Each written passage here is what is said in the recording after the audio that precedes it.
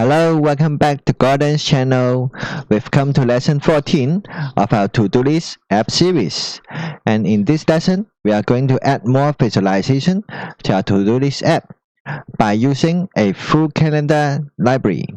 So FullCalendar is one word because this is the name of the library. So this is the official website of the FullCalendar library, the FullCalendar.io. And here we can see all the documentations and the introductions. So let's begin with getting started. So in the getting started, it tells us that it has different ways to initialize it. So we can download the, let me focus it. Yeah, so in the FullCalendar, when we click the get started, we can go to the setting page and it will tell us that we can use the npm if we are using the Node.js, and if suppose we are using the front end methods, so we can go to initialize it with the script test. So in the initialize with script test, it is demonstrating the files, the source code. So here inside the XML, we will need to create a div with the ID FullCalendar. So let's get to our web page, and here after the table, let's put this div here, the div with the ID calendar, and then here we will need to put this script into our JavaScript file. So let's copy it and put it inside our JavaScript file. So let's put it in the bottom, let's say here. Now if we run our code, we can see we don't see anything because we have not included the library yet, so it will have an error. We say that FullCalendar is not defined yet. So here we will need to include the script and the style sheet. So we will include the main.css and the main.js. So let's find it. So it is in the getting started page.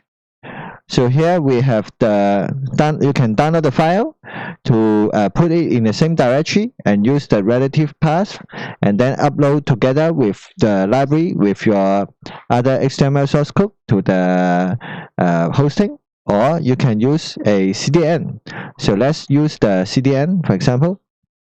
So here we can see that inside the JS deliver, we have the main.min.js, which is a minified version, and we have the main.min.css. So let's say we have the main.min.css. So let's go to our XML, and then in the head, after the font style sheet, let's edit link, and then the href is this one, from the CDN of JS deliver. And then we will need to import the script.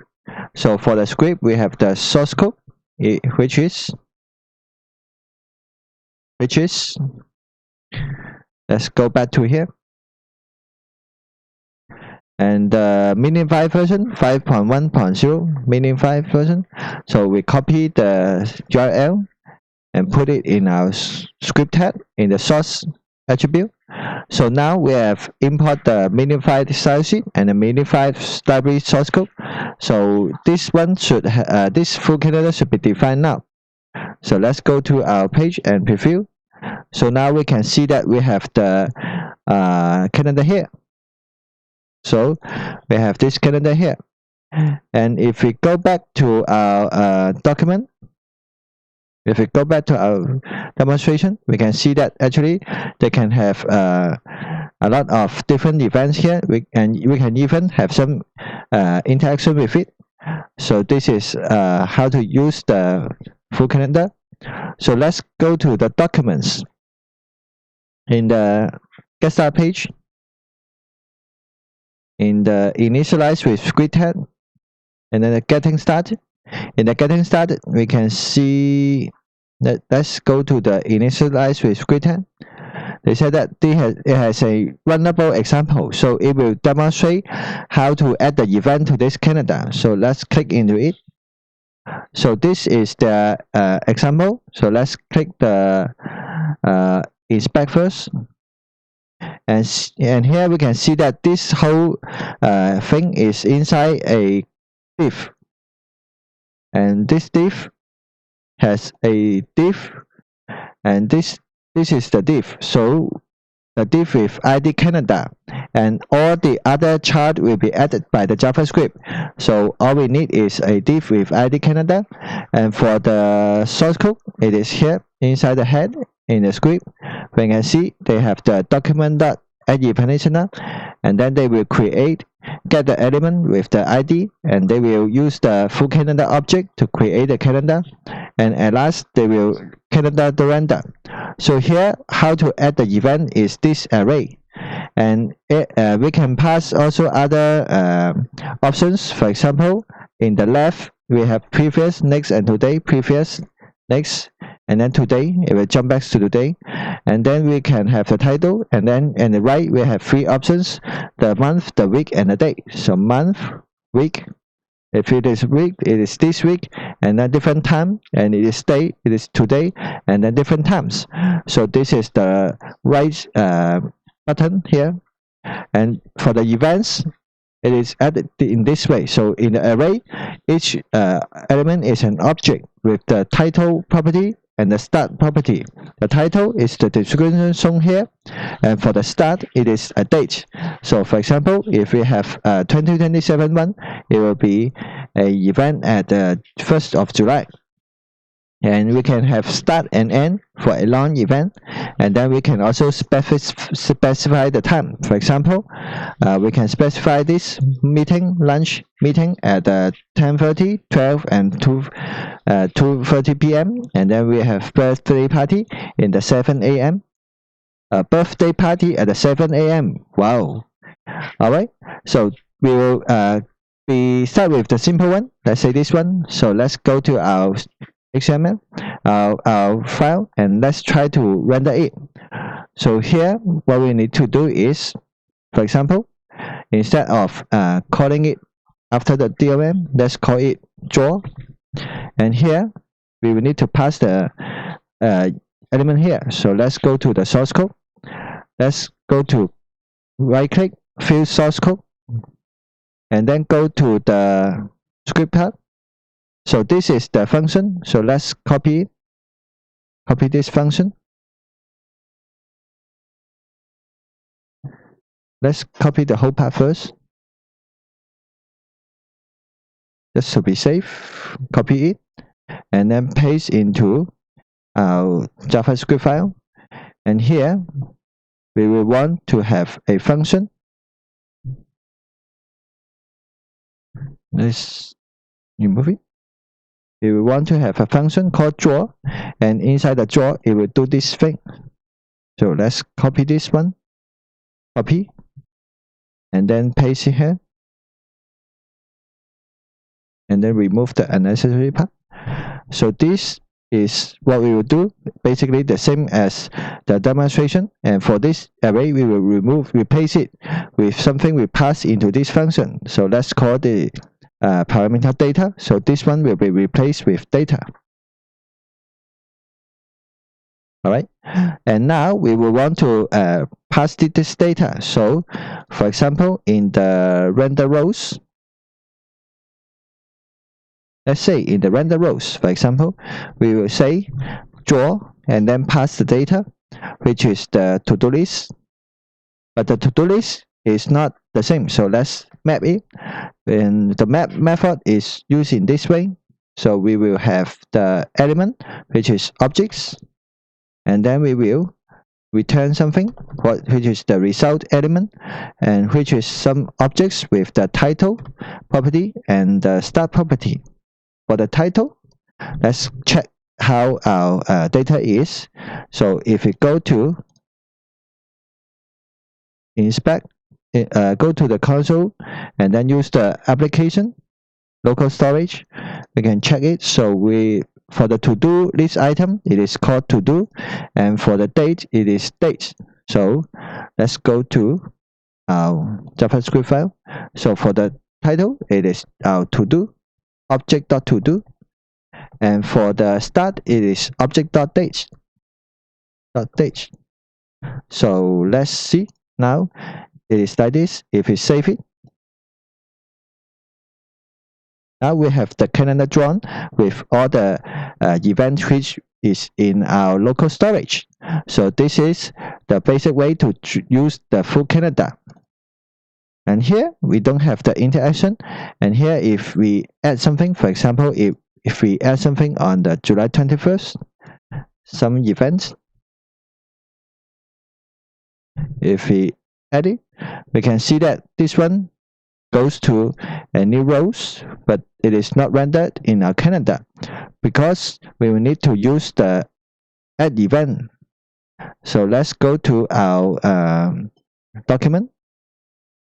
So here they have the documents, click on it, and then we will need to learn about the events. So let's click into event model, and here we will see a variety of events. For example, the addEvents. So if we want to add some events, we need to call the calendar.addEvent object, the calendar object, and the addEvent methods. So this calendar is this one. The calendar is the FullCalendar.calendar and then something, and then we calendar.render. So this one we need to use it. So let's put it into our closure and declare it as a variable in this scope. So now calendar is a variable in the scope of to-do-main. And now let's go to our file here. So we don't have the variable here, but now we need to render it. So we will need to have split it into two parts. The first part is we draw the calendar, and then the second part is we go to add it one by one. So we will say initialize the calendar. So when we initialize the calendar, we will put this script here.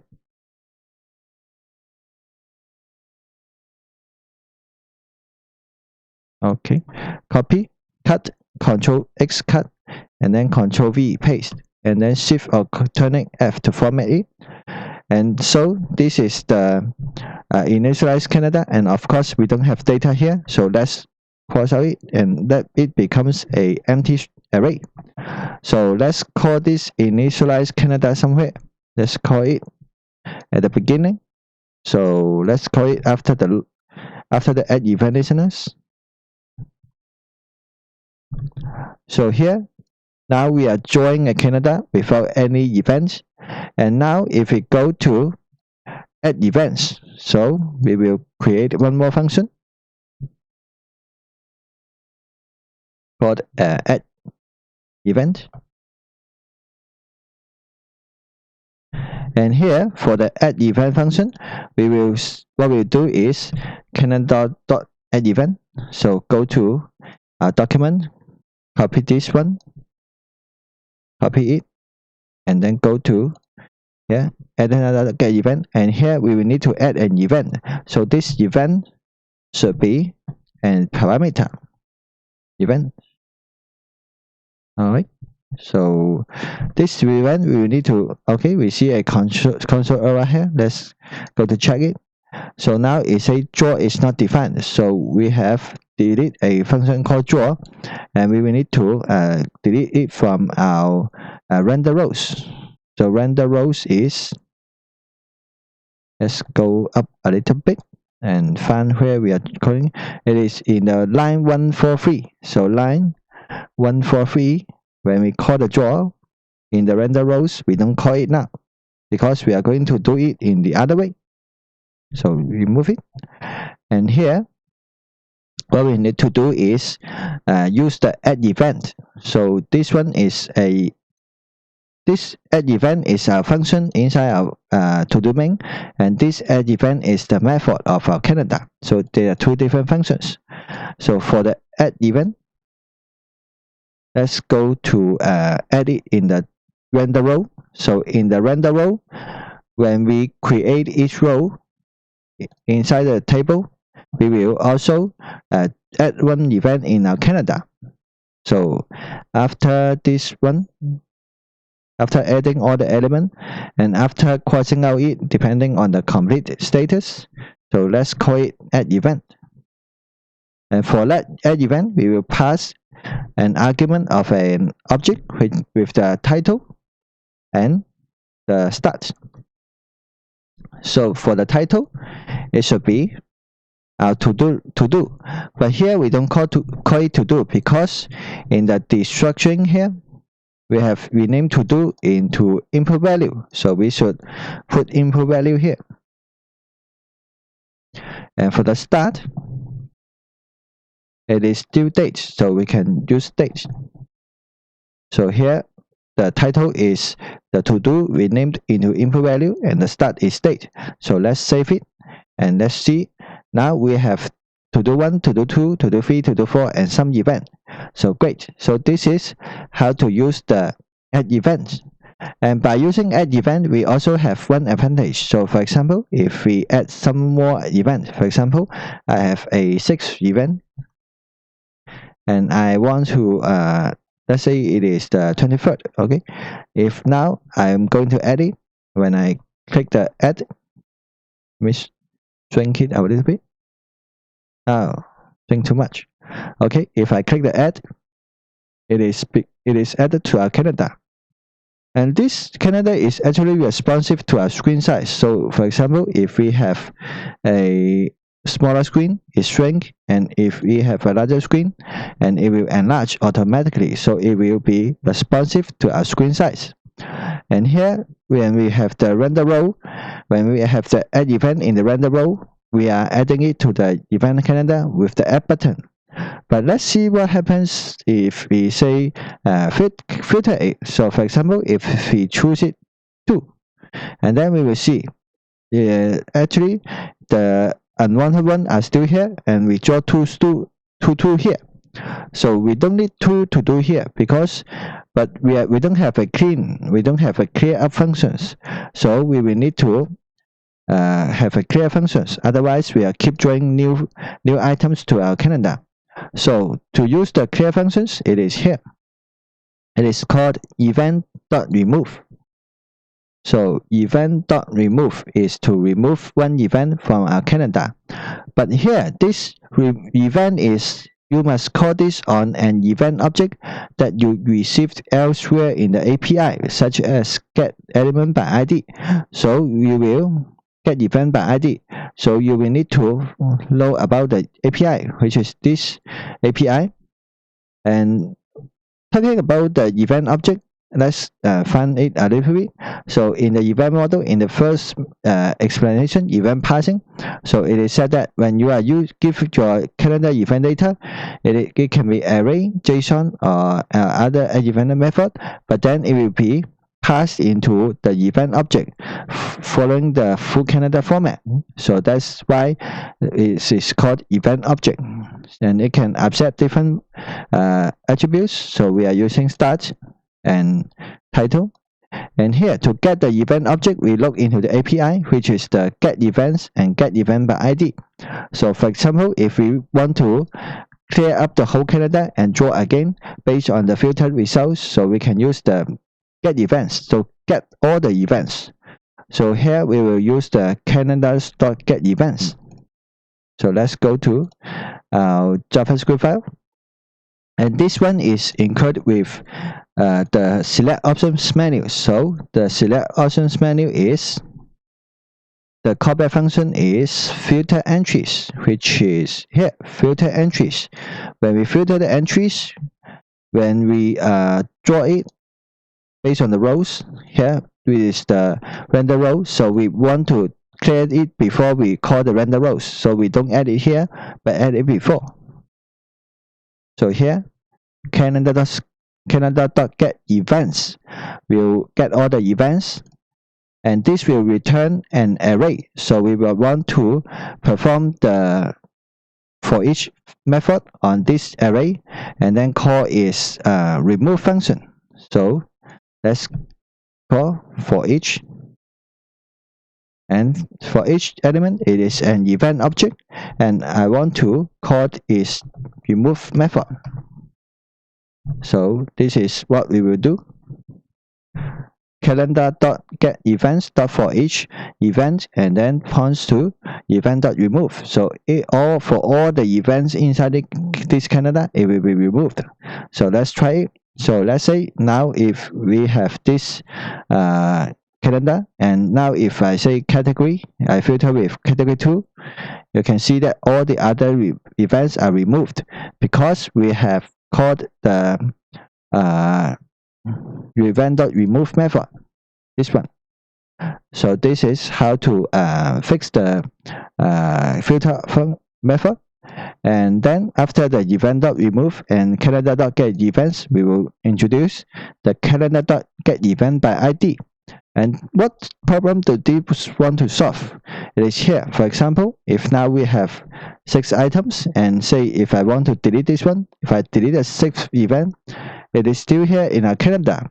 Of course, because we don't have a function to clear this event, we will need to wait for the refresh to clear this event, which is not what we want. So for the callback function in our delete button, it is here.